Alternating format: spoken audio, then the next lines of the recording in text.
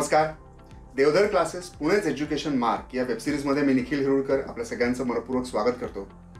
मित्रांनो, तुमच्यापैकी जे 10वी मधून 11वी मध्ये गेलेले आहेत आणि ज्यांना इंजिनिअरिंगमध्ये करिअर करायचं आहे, म्हणजेच ज्यांना त्याच्यासाठी लागणाऱ्या ज्या एंट्रन्स एक्झाम्स आहेत, CET आणि JEE मेन्स, त्याचबरोबर JEE ॲडव्हान्स सुद्धा, या एंट्रन्स एक्झाम्स विषयी तुमच्या मनात ज्या काही शंका असतील, जे काही प्रश्न असतील, या एक्झाम्स विषयी मार्गदर्शन करण्यासाठी आज आपल्यासोबत उपस्थित आहेत Deodhar classes, Deodhar's academy of excellence म्हणजेच DAE आणि त्याचबरोबर देवधर्स डिजिटल अकॅडमी या तीनही संस्थांचे संस्थापक आणि संचालक श्रीयुत संदीप देवधर सर.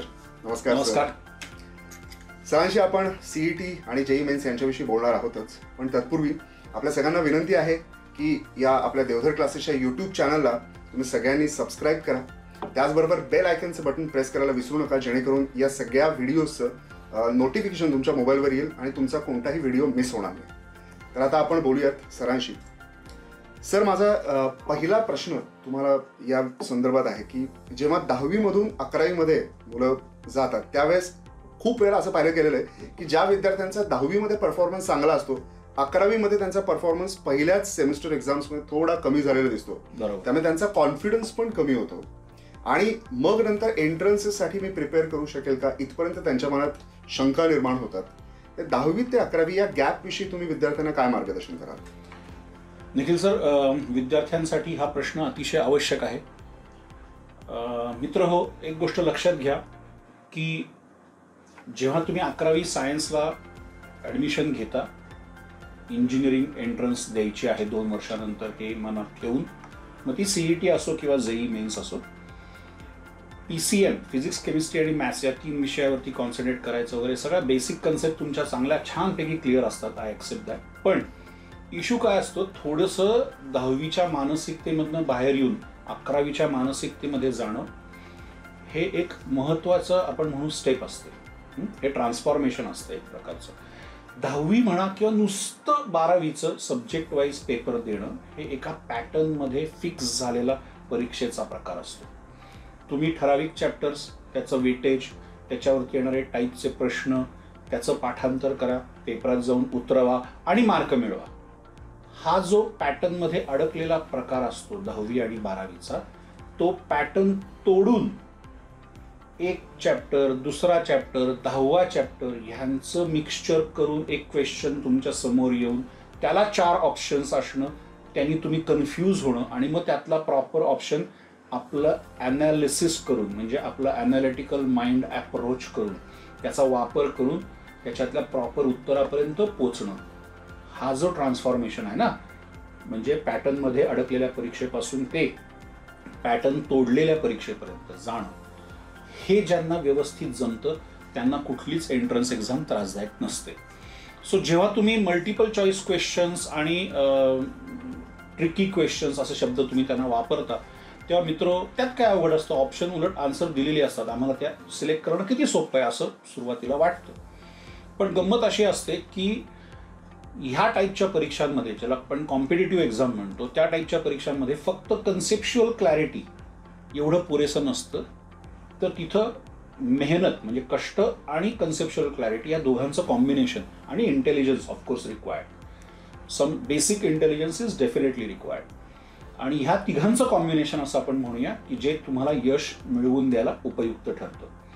10वीपर्यंत तुमचं जे ठरलेलं असतं की शिक्षकांनी सांगितलं हे एवढं कर, हे अशा पद्धतीने उत्तर लिही, अशी डायग्राम काढ, त्याला असं नेमिंग कर आणि मग तुला पूर्ण मार्क मिळतील, आणि तसं मिळवलेले पण असतात. म्हणून तुम्ही जे म्हणलात की 10वीचा परफॉर्मन्स तुम्हाला चांगला झालेला असतो, पण 11वी फर्स्ट टर्मला येईपर्यंत काय प्रॉब्लेम होतो, एक तर 10वी आणि 11वी मधला जो एक महत्त्वाचा फरक आहे तो म्हणजे क्वांटम आणि क्वालिटी.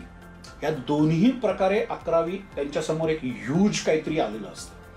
10वीत त्यांनी जे काय सायन्सचं पुस्तक बघितलेले असतात, ती तिन्ही विषयांची जे पुस्तक एकत्र केलं तर कदाचित सायन्सचं एक पुस्तक जेमतेम होईल.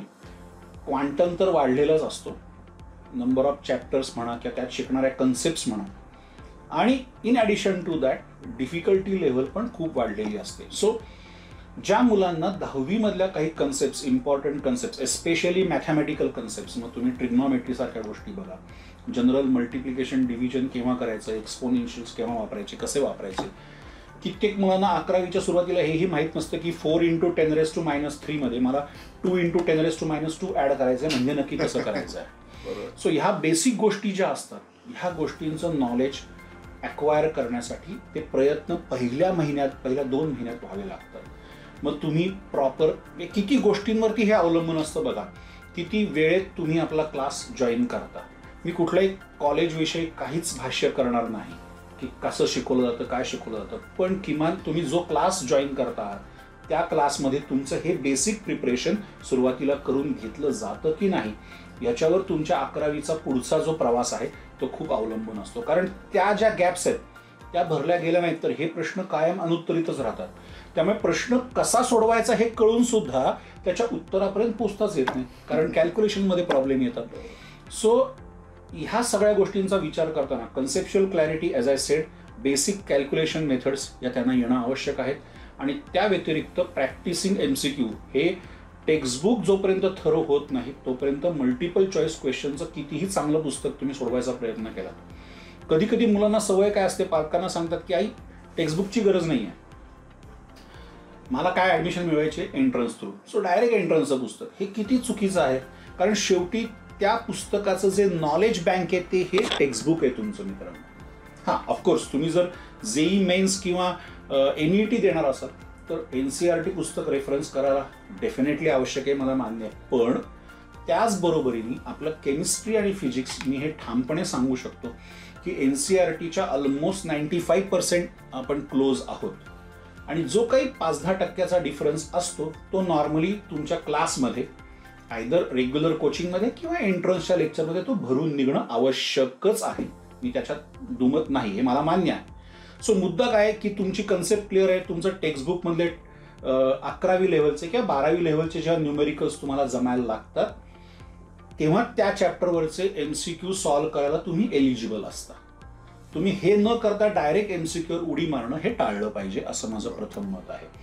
मॅथमॅटिकल कन्सेप्ट जेव्हा तुमच्या चांगल्या क्लिअर असतील त्याचा फायदा तुम्हाला फिजिक्सला होणार असतो. सो हेही विसरू नका की mathematics is the language of physics. त्यामुळे मॅथमॅटिक्स जर कच्चं राहिलं तर आपण फिजिक्स केमिस्ट्रीवर मारून नेऊ, हे कधीही शक्य नाही. सो 11वीतल्या मुलांनी ह्या तिन्ही गोष्टींचा विचार केला पाहिजे. काही काही मुलांना मला आश्चर्य वाटतं की 10वीतल्या केमिस्ट्रीच्या कन्सेप्ट क्लिअर नसतात. आणि एस्पेशली आत्ता ज्या पॅन्डेमिकमधून आलेल्या बॅचेस आहेत तिथं ते मी बऱ्याच प्रमाणात जास्त ऑब्झर्व केलं, कारण की नेमके जे महत्त्वाचे चॅप्टर्स होते 10वीतले ते डिलीट केलेले होते. सो डिलीटेड सिलेबस हे काही कारण असू शकत नाही. सो ज्यांना खऱ्या अर्थाने JEE पर्यंत पोचायचं आहे किंवा ज्यांना त्याच्याही पुढं जायचं आहे की मला NITs मध्ये ॲडमिशन मिळवायचे, मला आयसरमध्ये ॲडमिशन मिळवायचे, त्यांना थोडासा परीक्षा आहे म्हणून अभ्यास करायचा हे थोडंसं बाजूला ठेवावं लागेल. मला ज्ञान पाहिजे हे जेव्हा तुम्ही असं डिव्होशनली पाठीमागे लागतं त्या गोष्टीच्या की मला ह्याचं नॉलेज मिळणं आवश्यक आहे, मग MCQ आणि ते ट्रिकी क्वेश्चन्स हे हँडल करणं हे फारशी अवघड गोष्ट नसते असं मला वाटतं. सो शिक्षकांकडनं म्हणून मी 10 वेळा सांगतोय की कन्सेप्च्युअल क्लॅरिटी करवून घेणं हे महत्त्वाचं आहे. नाही समजलं तर शिक्षकांना भेटा, व्हिडिओ कॉल करा, पर्सनली जाणं शक्य नसेल तर, पण त्यांच्याकडनं ती कन्सेप्ट पुन्हा समजावून घ्या आणि मग प्रॅक्टिस करायला लागा. सो MCQ प्रॅक्टिस करणं हा एक वेगळा भाग आहे, थेअरीचा अभ्यास हा वेगळा भाग आहे. थेअरी अभ्यास केल्याशिवाय MCQ कडे जायचं नसतं. थेअरी अभ्यासात तुम्हाला 12वी पर्यंत तुम्ही पोचलात आणि अगदी 99% जरी मार्क पडले 12वीत म्हणून त्याला एंट्रन्सला चांगले मार्क पडतील असं अजिबात नाही. पण असं उलटं होऊ शकतं की मी एंट्रन्सला जर 200 पैकी CETला 199 पडले तर अशा मुलाला 12वीच्या पेपरामध्ये 85% खाली जाणार नाही अनलेस अँड अनटिल त्यांनी पेपरच कोरा टाकला. कारण CET किंवा JEE मध्ये कोण मुलं चांगले मार्क मिळवू शकतात? अगेन सेम थिंग, ज्यांची थेअरी प्रॉपर तयार आहे, टेक्स्टबुक थरली तयार आहे आणि मग त्यांनी MCQची एक्स्ट्रा प्रॅक्टिस केलेली आहे. सो आय थिंक त्याच्यातनं तुम्हाला ब्रॉड पिक्चर क्लिअर झालं असेल. बरोबर आहे सर. आणि सर तुम्ही आता एक अतिशय महत्त्वाचा मुद्दा मांडला होता की अभ्यास तेव्हाच करतात मुलं साधारण जेव्हा परीक्षा जवळ येते. करेक्ट. 11वीच्या बाबतीमध्ये कधी कधी असं होतं की आपली CET JEE मेन्स पुढचं वर्ष झाल्यानंतर, त्यामुळे मुलं 11वी तसाच 11वीचा अभ्यास सुद्धा 10वी आणि 12वी या 2 महत्त्वाच्या वर्षांमधलं एक सँडविच इयर म्हणून जरा कमी अभ्यास करतात, कुल्ली घेतात ते त्यांच्या भाषेत. तर या मानसिकतेविषयी तुम्ही मुलांना काय मार्गदर्शन करा? त्यांना हे लक्षात घ्यायला पाहिजे की आताच्या काळामध्ये सीईटी सोपी आणि जेई अवघड असं काही राहिलेलं नाही. हे सगळ्यात पहिली महत्त्वाची गोष्ट लक्षात घ्या. गेल्या 3-1 वर्षामध्ये जर तुम्ही सीईटीचे पेपर बघाल तर ते आता पूर्वीच्या सारखे सोपे येत नाही. मला हे मान्य आहे की टेक्स्टबुकच्या बाहेरचं नॉलेज त्यात नसेल, एनसीईआरटीतलं नॉलेज नसेल, महाराष्ट्र बोर्डच्या टेक्स्टबुकमधलं असेल, पण डिफिकल्टी लेवल जी आहे ती ऑलमोस्ट जेई मेन्सच्या लेवल इतकी असते. आपण असा एक कम्पॅरिझन करू शकतो की समजा 50 क्वेश्चन असतील सीईटीला, तर 25-30 क्वेश्चन्स जर लेव्हल 1चे असतील तर उरलेले 15-20 क्वेश्चन टेस्टिंग लेवलचे असू शकतील. जेईला फरक काय असतो की तुम्हाला 35 क्वेश्चन जर हँडल करायचे असतील तर त्यातले 25 ते 30 क्वेश्चन तुम्हाला लेव्हल 2चे म्हणजे ज्याला आपण डिफिकल्ट म्हणू ते करायला लागतील. सो मुद्दा काय आहे की दोन्हीकडे डिफिकल्ट लेव्हल क्वेश्चन्स ज्याला आपण लेव्हल 2 क्वेश्चन्स म्हणू हे असणारच आहेत. दोन्हीकडे 11वी प्लस 12वी दोन्ही वर्षांचा सिलेबस तुम्हाला करायचाच आहे. त्यामुळे मी सीईटी देईन, मी जेई देणार नाही किंवा मी जेई देईन मला सीईटी फालतू वाटते असं नाहीये. दोन्हीकडे तुमच्या सगळ्या विषयांचं टेस्टिंग होणार आहे, कारण दोन्ही तेवढ्याच लेव्हलला कॉम्पिटेटिव्ह आहेत हे आता सिद्ध झालेलं आहे. सो विद्यार्थी मित्र हो, तुम्हाला मी सजेस्ट असं करेन, रादर मी हे ऑब्झर्व करतोच आहे गेले कित्येक वर्ष की 99% मुलं जे सीईटीमध्ये चांगलं करणारी इच्छा असते त्यांची, ते सगळेजण जेई मेन्स पण देतातच. 4च्या 4 जेई मेन्स परीक्षा देतात. आपल्या सरकारने तुमच्या नशिबाने जेई मेन्सला 4 अल्टरनेटिव्ह तुम्हाला दिलेले आहेत, 4 वेगवेगळे अटेम्प्ट्स दिलेले आहेत आणि त्यांच्यामध्ये गॅप आहे. सो मुलं जे असं म्हणतात ना की मी जेई मेन्स पहिली दिली आणि मी फ्रस्ट्रेट झालो, माझं काही फारसं तयारच नव्हतं, मला जमलंच नाही, पेपर खूप अवघड होता, मी त्या मुलांना पण सजेस्ट करीन की हे खूप महत्त्वाचं आहे की 4 अटेम्प्ट्स, आज तुम्हाला हा केवढा मोठा चान्स आहे आणि त्याच्यामध्ये कमीत कमी 1 ते 1.5 महिन्याची गॅप आहे. सो पहिला अटेम्प्ट हा तुम्हाला पेपरची डिफिकल्टी लेवल समजून घेण्यासाठी किंवा मी अभ्यास किती तयार केला आणि अजून किती राहिला हे कळण्यासाठी असू शकतो. दुसऱ्या अटेम्प्टमध्ये आपण अभ्यास तयार करून गेलो, प्रॅक्टिस थोडी कमी पडली, पण 3rd आणि 4th अटेम्प्ट हे तुम्ही विशेष तयारीने देऊ शकता आणि तुमचा स्कोअर अजून कसा वाढवता येईल याकडे लक्ष देता येईल. रादर 4 अटेम्प्ट्स हे तुमच्यासाठी सुवर्ण संधी आहे असं मला वाटतं. म्हणजे जिथं तुम्हाला अशी परिस्थिती येऊ शकते की मी सीईटीद्वारे हे चांगलं कॉलेज मिळतंय आणि जेईद्वारे बी हे चांगलं कॉलेज घेतोय, मी कुठे जाऊ शकतो, ही आज तुमच्याकडे मोठी ऑपॉर्च्युनिटी आहे. मला वाटतं की सरांनी ही जी गोष्ट सांगितली त्या सगळ्या गोष्टींचा आपल्या विद्यार्थी मित्रांनी विचार करावा, कारण 11वी आणि 12वी या दोन्ही वर्षांचा तुम्ही तेवढ्याच सिन्सिअरिटीने अभ्यास केला तरच तुम्हाला त्या एक्झाम्स त्या लेवलला जाऊन तुम्ही त्या एक्झाम्समध्ये परफॉर्म करू शकता. आता सर आपण सीईटी आणि जेई मेन्स यांच्या सिमिलॅरिटी आणि डिफरन्सेस विषयी आपण जास्त बोललो. सिमिलॅरिटीज विषयी तुम्ही काय सांगाल या दोन्ही एक्झाम्सच्या? या दोन्ही एक्झाममध्ये मी असं म्हणेन की ॲज आय सेड की 11वी प्लस 12वी हे दोन्ही वर्षांचा अभ्यास त्यांना करावा लागणार आहे. ॲज आय सेड बऱ्यापैकी एक्स जेई क्वेश्चन्स सीईटीला विचारले जातात आजकाल, त्यामुळे मी असं म्हणेन की डिफिकल्ट लेवल क्वेश्चन्सचा अभ्यास हा करावाच लागणार आहे. टेक्स्टबुक जिथं आपण केमिस्ट्री विषयी बोलायचं, कारण थेरॉटिकल सब्जेक्ट आहे, तर त्यातले जर तुम्ही थेरॉटिकल चॅप्टर्स एस्पेशली जर घेतले, लाईक काही नावं द्यायची झाले तर बायोमॉलिक्युल्स आहे, पॉलिमर्स आहे किंवा नॅनो केमिस्ट्री टाईप आहे, सरफेस केमिस्ट्री टाईप आहे, एन्व्हायरमेंटल केमिस्ट्री टाईप आहे, असे जे प्युअर थेरॉटिकल चॅप्टर आहेत की पाठांतर करायचे पेपरात नॉलेज तुम्हाला फक्त अप्लाय करायचं, ते विशेष करून आणि इनऑर्गॅनिक एस्पेशली हे चॅप्टर्स तुम्ही एनसीईआरटीतनं करा असं मी सजेस्ट करेन. बाकी फिजिकल आणि ऑर्गॅनिक केमिस्ट्रीचं आपला जो पार्ट आहे तो ऑलमोस्ट ॲट पार आहे विथ एनसीईआरटी. सो ते तुम्ही महाराष्ट्र बोर्डाला धरून जरी चालत, मी तर उलट म्हणतो कित्येक वेळा मला असं वाटतं की महाराष्ट्र बोर्डात खूप छान प्रकारे तुम्हाला ते एक्सप्लेन केलेलं असतं. एनसीईआरटीचं कदाचित तुम्हाला ते असं थोडंसं आपलंसं वाटत नाही, मे बी हा एक सायकोलॉजिकल असेल, आय डोंट नो, पण महाराष्ट्र बोर्डामध्ये मला एक्सप्लेनेशन जास्त चांगल्या प्रकारे दिलं आहे असं वाटतं, भरपूर प्रमाणात दिलं आहे असं वाटतं. त्याच्या अगेन्स्ट तुम्ही मी जसं सांगितलं तसं इनऑर्गॅनिकचे चॅप्टर्स आणि काही थेरॉटिकल चॅप्टर्स जे आहेत, जे चॅप्टर्स तुम्ही एनसीईआरटी शिवाय करू नये, कारण त्याच्याशिवाय तुम्हाला जेई क्रॅक करता येणार नाही. काही चॅप्टर्समध्ये आपल्याकडे खूप वास्ट नॉलेज दिलं गेलेलं आहे, काही चॅप्टरमध्ये एनसीईआरटीमध्ये थोडंसं वास्ट आहे. सो ह्याचं कॉम्बिनेशन तुम्हाला जेईमध्ये बघावं लागेल. सीईटीला मात्र तुम्हाला महाराष्ट्र बोर्डाच्या पलीकडे जायची गरज नाही. महाराष्ट्र बोर्डाचं पुस्तक जरी तुम्ही तयार करून गेला असाल, त्याचे न्यूमेरिकल्स थरो केले असतील आणि त्याच्या MCQची प्रॅक्टिस केली असेल तर सीईटी तुमच्या अक्षरशः हातातली गोष्ट आहे.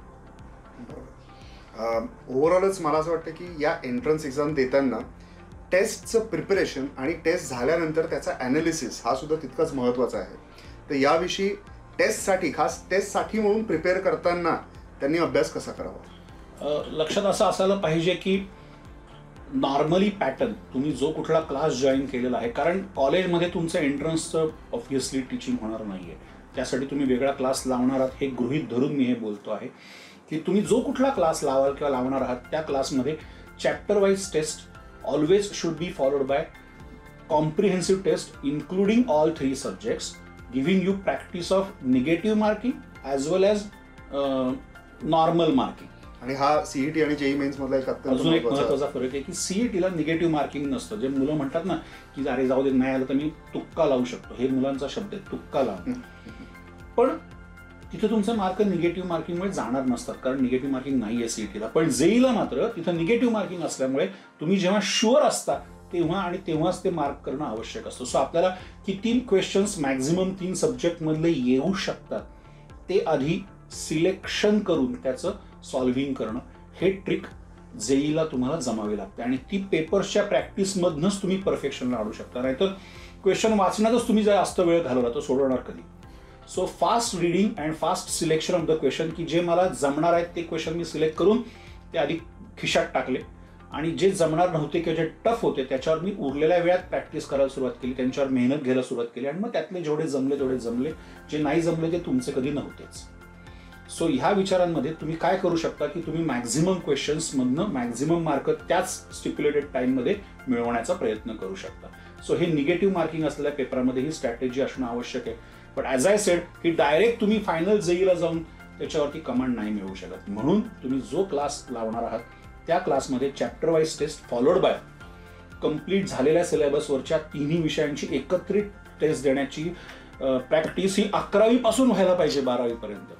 असं नाही की मी प्रत्येक वेळेला वेगवेगळ्या विषयांच्या टेस्ट देत गेलो आणि 11वीच्या एंडला एकदम फुल पोर्शनची टेस्ट दिली, मग परत 12वीला वेगवेगळ्या विषयांच्या टेस्ट दिलो आणि मग एकदम माझं म्हणणं आहे की प्रत्येक महिन्याला 3 विषयांची एकत्रित टेस्ट जेई अथवा सीईटी पॅटर्ननी द्यायची आणि दोन्हीची सवय तुम्हाला व्हायला पाहिजे की विदाऊट निगेटिव्ह मार्किंग आणि विथ निगेटिव्ह मार्किंग, जेणेकरून तुमचं दोन्हीची प्रॅक्टिस व्यवस्थित होईल. म्हणजे त्यासाठी आपण आपला मंथेन टेस्ट हा जो पॅटर्न आपल्या याचा असतो याच्या मंथेन टेस्टचा किती फायदा मुलांना बघतो हे आपण देवधर क्लासेसमध्ये नेहमीच ऑब्झर्व करतो. तुम्ही विचार करा की 11वीचा सिलेबस सुद्धा तुम्हाला 12वीत लागणार आहे. सो जेव्हा तुम्ही पहिला चॅप्टर, मग पहिला दुसरा, मग पहिला दुसरा तिसरा, मग पहिला दुसरा तिसरा चौथा एकत्र करत जाता, वर्ष संपेपर्यंत तुमचा सगळा सिलेबस क्लासच्या बरोबरीने संपलेला असतो. नॉट ओनली दॅट, 11वीचे चॅप्टर्स तुम्ही जर 12वीच्या चॅप्टर्स बरोबर विचारत गेलात पुढच्या वर्षी ॲज अ रिव्हिजन म्हणून, सो 12वी बरोबर पुन्हा 11वीचे 1-1, 2-2 चॅप्टर प्रत्येक परीक्षेत ॲड होत गेले, त्यांची पण साईड बाय साईड रिव्हिजन झाली. 12वीचे चॅप्टर तर रेग्युलर चालूच असतं. असं करत करत जेव्हा तुम्ही 12वीच्या एंडला पोहोचता तेव्हा तुमची 11वी प्लस 12वी या सगळ्या चॅप्टर्सची MCQची प्रॅक्टिस पण कव्हरअप होते. सर, या बाबतीत मला एक अतिशय शेवटचा आपण एक प्रश्न घेऊयात की टेस्ट झाल्यानंतर मुलं फक्त कमी मार्क पडले, आपण पुढच्या टेस्टला चांगला अभ्यास करू आणि चांगलं परफॉर्म करू एवढाच विचार करतात. पण जी टेस्ट झालेली आहे त्यात जे येणारे क्वेश्चन होते, जर त्याच्यामध्ये गेलेला वेळ का गेला किंवा जे टॉपिक्स माझे वीक राहिले याचं ॲनालिसिस करत नाहीत मुलं, त्यामुळे सुद्धा त्यांचा परत त्याच चुका रिपीट होतात. तर याविषयी मुलांना तुम्ही ॲनालिसिस कसा करावा टेस्टचा, याविषयी काय मार्गदर्शन कराल? हे ॲनालिसिस तुम्हाला केव्हा फायद्याचं ठरू शकतं सर, असं मला वाटतं की जेव्हा तुम्हाला चॅप्टर वाईज टेस्ट परफॉर्म करताना हे कळलेलं असतं की ह्या चॅप्टरमध्ये मी वीक आहे का स्ट्रॉंग आहे. मग त्याच्यानंतर मला हे कळल्यानंतर माझ्या लक्षात येतं की मी हा चॅप्टर अजून करायला पाहिजे. आणि असे जेव्हा चॅप्टर वाईज टेस्ट एकत्र प्रमाणात तुम्ही करता आणि त्याच्यानंतर फॉलोड बाय झालेल्या सगळ्या सिलेबसवरची टेस्ट घेता, तेव्हा त्या टेस्टचा ॲनालिसिस करताना तुमच्या लक्षात येतं की अरे मला जे वाटलं की हा चॅप्टर तयार आहे तो ॲक्च्युली तिथंच माझे सगळे मार्क गेलेले आहेत. म्हणून एक ठराविक आमच्या मुलांना नेहमीच क्लासमध्ये असं सांगतो की एक फुलस्केप घ्यायला लागतो. प्रत्येक विषयाचा एक फुलस्केप घ्या, डबल फुलस्केप. डावीकडे सगळ्या चॅप्टरची नावं लिहा त्या सब्जेक्टच्या आणि समोर साधारण एक 7 ते 8 लाईन्स कव्हरअप करा. Paper 1, paper 2, paper 3. आता समजा हे ॲनालिसिस का महत्त्वाचं आहे सर, जसं म्हटले तसं की पहिला प्रश्न जो आहे तो प्रश्न माझा बरोबर आलाय, सो तुम्ही त्या चॅप्टरचा, समजा तो दुसऱ्या चॅप्टरमध्ये आहे त्याच्यासमोर टिक मार्क करा. दुसरा प्रश्न माझा चुकलाय, तो कितव्या चॅप्टरमध्ये आहे, चौथ्या चॅप्टरमध्ये आहे, मग त्याच्यासमोर क्रॉस करा. म्हणजे तुम्ही जे 50 क्वेश्चन्स आहेत ते जर असे डिस्ट्रीब्यूट केले, त्यातले काही बरोबर आहेत काही चूक आहेत, ते त्या चॅप्टरच्या समोर तुम्ही मांडलेत, तर तुम्हाला अक्षरशः तुमचं प्रतिबिंब त्यात दिसणार आहे की माझे हे चॅप्टर परफेक्ट आहेत कारण त्याचे सगळेच्या सगळे क्वेश्चन करेक्ट आहेत आणि ह्या चॅप्टरमधले सगळे चुकले, त्याच्यासमोर सगळे क्रॉस आले. हे जेव्हा तुम्ही ॲनालाइज करता, हे जेव्हा तुम्ही सेपरेट करता, तेव्हा तुम्हाला ते चित्र दिसतं आपण आरशात उभं असल्यासारखं की माझी किती तयारी आहे आणि किती नाही. आणि मग तुम्ही जसं जसं पुढच्या पेपरांमध्ये जे तयार नाही आहेत त्या चॅप्टरचा अभ्यास करत जाता, त्याप्रमाणे मग तिथले जे क्रॉस आहेत they should get replace by tick marks, की आता माझ्या ह्याच्यातले तर क्रॉस कमी होऊन तिथं करेक्ट क्वेश्चनची संख्या वाढलेली आहे. हे ॲनालिसिस स्वतः करता येणं ह्याच्यासारखी सुंदर गोष्ट नाही. त्यामुळे पुढच्या महिन्याच्या परीक्षेसाठी आपल्याला स्वतःचं प्लॅनिंग मिळतं की ह्या महिन्यामध्ये मी नक्की कुठल्या चॅप्टरचा अभ्यास आधी केला पाहिजे आणि मग परीक्षेच्या आधी जे तयार आहेत ते चॅप्टर नुसते ब्रशअप केले तरी चालणार आहेत. सो आपल्याकडे आपण हे ॲनालिसिस खरोखर मुलांना कंपल्सरी करतो की ह्या ॲनालिसिसशिवाय तुम्ही पुढच्या परीक्षेला बसूच नका. मला असं वाटतं की 10वी ते 11वी हा गॅप कसा असावा, या गॅपचं ॲनालिसिस कसं झालं पाहिजे, त्याच्यासाठी तुम्ही काय प्रिपरेशन केली पाहिजे, त्याचबरोबर तुम्ही एक्झाम्स देत असताना एक्झामसाठी घरी कसं प्रिपेअर केलं पाहिजे, इथपासून ते जेव्हा तुम्ही मॉक टेस्ट द्याल त्या मॉक टेस्ट दिल्यानंतर त्याचा ॲनालिसिस कसा केला पाहिजे, इथपर्यंत म्हणजे 10वीपासून ते तुमची शेवटची एंट्रन्स एक्झाम होईपर्यंत तुमचा अभ्यास, तुमचा मार्ग कसा असला पाहिजे याचं दर्जेदार मार्गदर्शन आपल्याला देवधर सरांनी केलेलं आहे. धन्यवाद सर. धन्यवाद निखिल सर. माझं सर्व मुलांना सर्वात शेवटी एकच विनंती आहे सांगणं की मित्रांनो, पहिले एक तर आधी स्वप्न बघा, ते स्वप्न सत्यात उतरण्यासाठी प्रयत्नांना लागा, त्या प्रयत्नांना आमची जोड तुम्हाला कायम राहील. धन्यवाद.